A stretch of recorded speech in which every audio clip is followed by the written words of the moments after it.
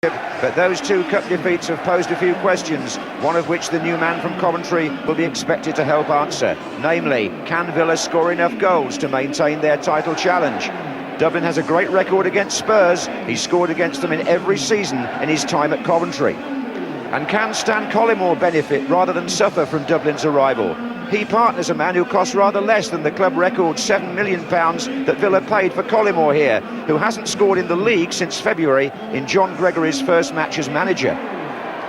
Well, Gregory plays Paul Merson behind the big two in quite a bold formation. Steve Watson, like Merson, ineligible for the UEFA Cup, makes his first Premiership start for Villa. Mark Bosnich is still a week away from fitness, so Michael Oakes continues in goal. Alan Thompson and Gary Charles are the players left out. Spurs are without injured strikers Les Ferdinand and Chris Armstrong, and Colin Calderwood is suspended. But they welcome back David Ginola from a one-match ban, and Stefan Everson is fit to start a senior game for the first time this season. The Ipswich fullback Maurizio Tarico's transfer has been delayed, but if and when his injury clears up, Tottenham say terms have been agreed.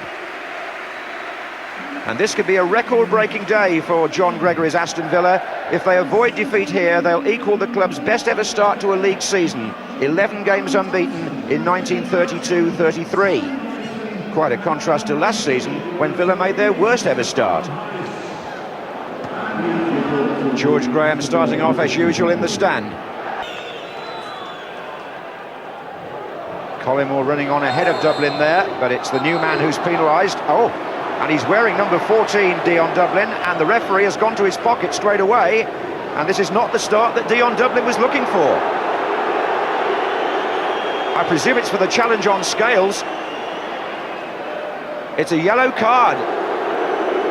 And his Aston Villa debut, less than 2 minutes old. Well, leading with the arm would be the offence. It caught Scales on the side of the face, that's true. The intent, as always, is there to be debated. This is Hendrie.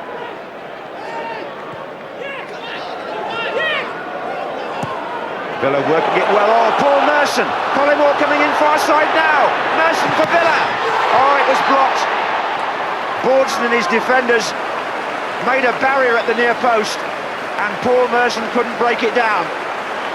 It was a good piece of play, though. He's onside, there's no question about that.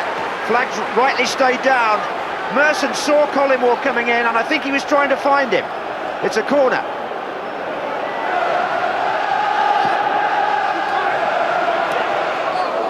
And it's comfortably collected by Baardsen. Wright takes. Dublin's there! And that's his first goal attempt in new colours, Dion Dublin.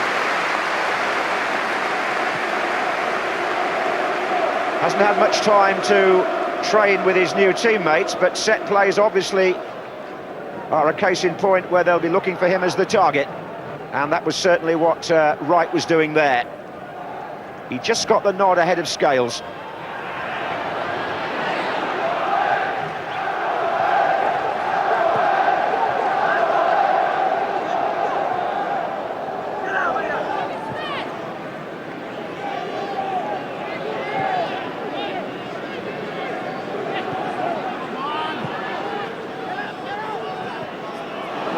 Hendrie.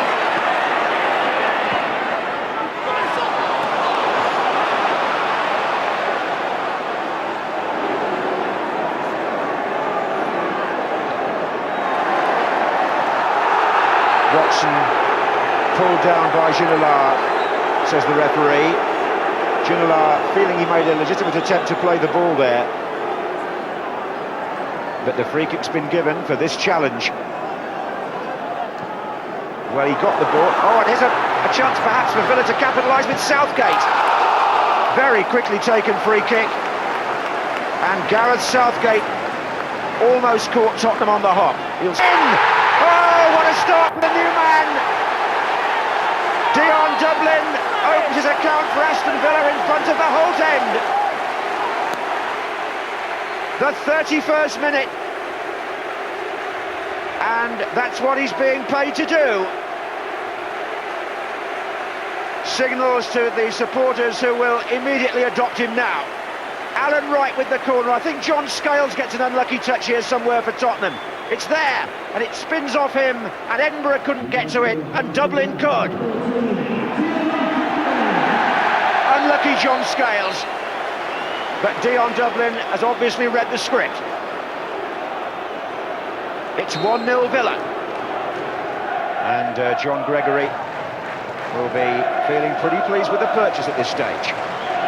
Well, with Ferdinand and Armstrong both ruled out, George Graham unable really to play the sort of front two that he tends to prefer. In fact, it's only through pushing Everson into the match through a bit of a fitness barrier that he's had a striker out there at all, although young Rory Allen is on the bench.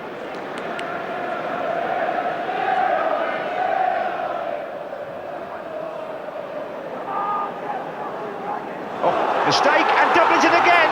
Can he make it too? And so too is Ramon Vega, and the players who've gone off are Justin Edinburgh and Ruel Fox.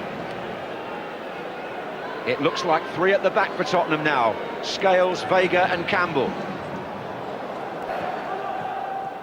Wasn't a very good clearance by Vega, and Hendrie's put Collymore in for Villa. Collymore, 3! I thought he'd let the chance go for a split second, but the finish was decisive. And Stan Collymore now compliments Dion Dublin. And early in the second half, Aston Villa have possibly put this match beyond Tottenham's reach. Spurs again were slack in the defence in the 48th minute. The ball was played in yards of space to Collymore. He's not offside. They almost caught him up, but then he drove it past Baardsen. That's Collymore's first goal in the Premiership since last February, when he scored against Liverpool in John Gregory's first match in charge. Been a long wait for him, although he has scored in Europe, of course. Oh dear me, that was a slack piece of play by Nielsen. And this is Collymore, as a result of that, in possession. Out to Hendrie. Dublin waiting in the centre. Hendrie's brought down, free kick. It was Darren Anderton, and it wasn't far outside the box, actually. Collymore! Oh! And Dublin trying to get to the rebound. And then Hendrie. Spurs getting bodies in the way. Baardsen had to beat out the effort from Collymore. Now it's Nielsen. And Anderton in space here for Tottenham. Good strike. Oh, he's hit the bar. And Everson tries to get to the rebound. And out of comparatively nothing, Darren Anderton produces the best moment of the match for Tottenham. Hit that beautifully with swerve. Oakes didn't go for it, actually, and it came back off the bar to his relief.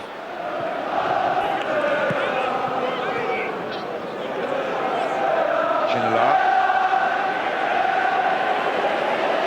Oh, penalty. Here's some joy at last for Tottenham. Ugo Ehiogu having a long look at the referee. David Ginola was the player skipping through, but a penalty has been given by Mr. Harris. Ginola takes on Ehiogu on the edge of the area. Well, it looked a little bit of a softish challenge to me. And the left leg, in fairness, did go across, and I think there was contact, in which case the referee was right. It's Anderton to take it for Spurs. And he scores with power. Michael Oakes a bit unlucky, but it's a good penalty. And Tottenham bring it back to 3-1, courtesy of Darren Anderton's first goal since May of last year. Hasn't scored since the back end of the season before last at Liverpool. Not for Tottenham anyway. But he has... Oh, it's there! Ramon Vega came in behind Everson, and he's given Spurs a real lifeline here. Vega got the final shot in, the substitute, but it's Everson who causes confusion in the Villa defence here from the corner. He comes in here with a flick on the 6-yard line. Vega sticks out a foot, and in the 76th minute, Tottenham are very much back in business here at 3-2. This time it's Villa's marking that goes awry. Well, some 12 minutes ago, you wouldn't have imagined that this would have happened. It looked all over at 3-0. But Tottenham have finally got themselves together. And now the league leaders have a bit to do.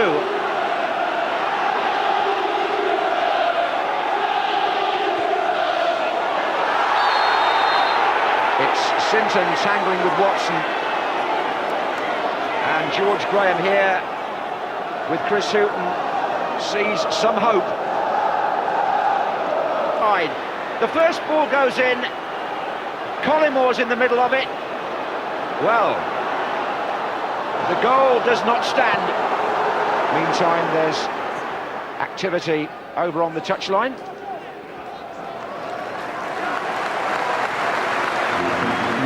And Dion Dublin, having scored twice on his debut and had a third one disallowed, gives way to Mark Draper. And I think that means Paul Merson moving up front. Spurs, meantime, have also decided to make a change. Rory Allen has come on in place of Stephen Clements. Ginola.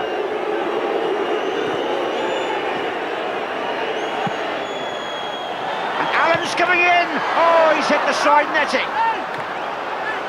Well, that would have spoiled Aston Villa's day. And the relief reverberates around the ground as the final whistle goes. Aston Villa confirm their position as Premiership leaders and equal their best ever start to a league season. 11 games now unbeaten, but this despite them being 3-0 up. There's no easy ride in the end. Dion Dublin gets 2 on his debut for John Gregory. Collymore got the third, but Tottenham came back at them. David Ginola won a penalty kick, and that turned the second half, in which Tottenham had a stab, with Vega doing just that at a corner to make it 3-2, but rescuing a point. An exciting afternoon at Villa Park, but at the end of it, it's Dublin's debut that will make the headlines, and Villa, at least for 24 hours, increase their lead.